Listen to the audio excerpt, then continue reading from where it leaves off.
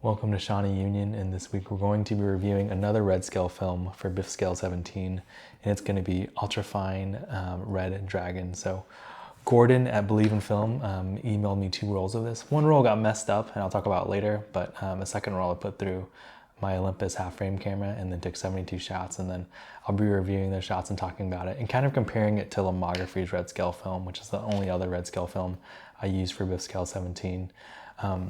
Ultrafine is rated at ISO 100, but I would recommend shooting it a little bit higher.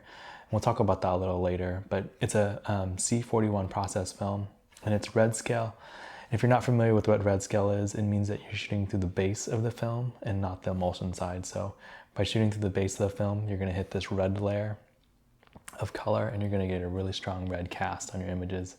They're also gonna be more underexposed if you're shooting at higher ISOs, but we'll talk about the film and we'll rate it on the categories we look at every time when we rate film, and we'll get into it. So the first thing we're going to talk about is color, and the Red Dragon color differs at different ISOs. So here's it at 100 ISO, and then 50 ISO,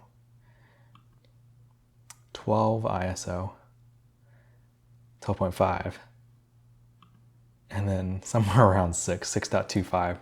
So I actually prefer the higher one, so the 6.25 was my favorite. I kind of like how it gives like that slight haze, but it's not overtly strong, so there's not the super strong red cast or anything there, and I kind of like the washed out look it gives. So if I were to shoot this film all day, I would shoot it at ISO like 6, which is really low, but you get some pretty cool results, and I think you get really usable images. I really like the contrast of Red Dragon throughout the whole range, so from 100 to 6, which is where I shot it at. At 100 in this image right here, you're gonna see that it's a very classic red scale look, so black and then whites, and you're gonna see the contrast here is high. I didn't touch it at all, but you can do some stuff with some curves and get a really clean blacks with this image.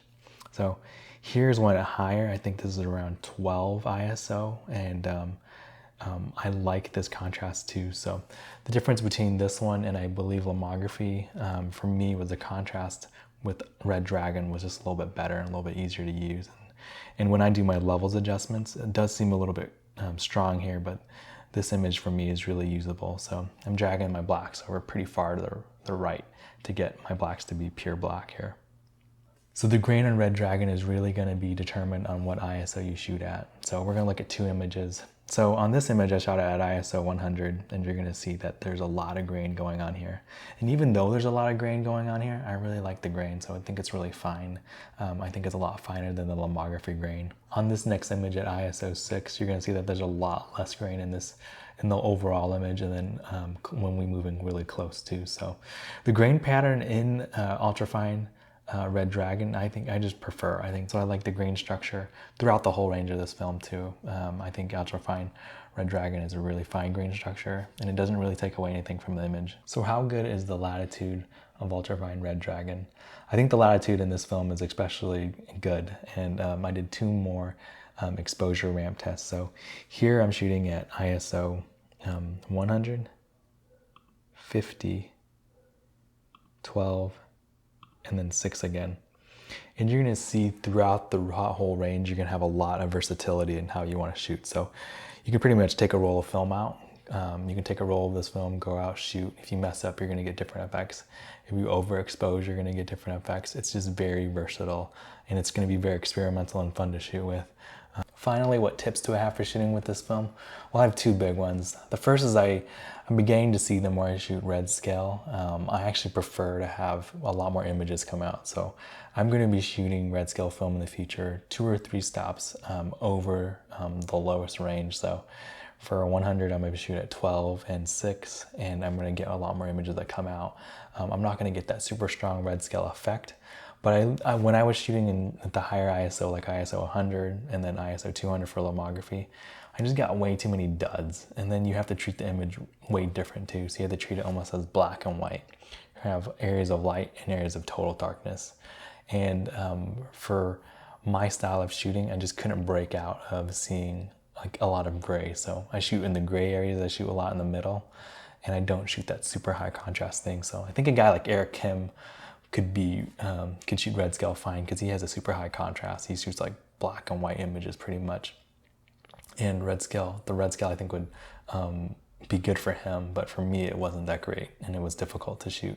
So for me, I would just overexpose it by a couple stops so I could have that full range. Secondly, if you're going to take Red Dragon to a film developer and you're not going to do it by yourself, I would recommend that you tell them that the tape they use to tape the film to the cartridge kind of messed up. So I had an issue where my first roll, it was going through an automatic process and it couldn't cut that tape. So the tape they use is pretty strong. I'm not sure if Red Dragon knows about it, if they have any complaints about it, but my first roll was totally was pretty much destroyed because the machine couldn't cut the tape. So tell your person that, and I think they can unspool it by hand and put it into a custom cartridge or the reusable cartridge, so you don't have that issue. But my film developer did tell me that the tape they use was not like normal tape and did and wasn't able to be cut by the machine. So something just to look out for. So in conclusion, I had a lot of fun shooting red scale for the month of February. I shot like about 5 rolls of film. And it was a different way of shooting. You learn how to adjust your film a little bit better, and you also learn that experimentation with these films is just really fun. So I hope to do it again next year and maybe do a roll of red scale every now and then. But did you guys get a chance to shoot red scale, or do you guys have a chance to use Ultrafine Red Dragon?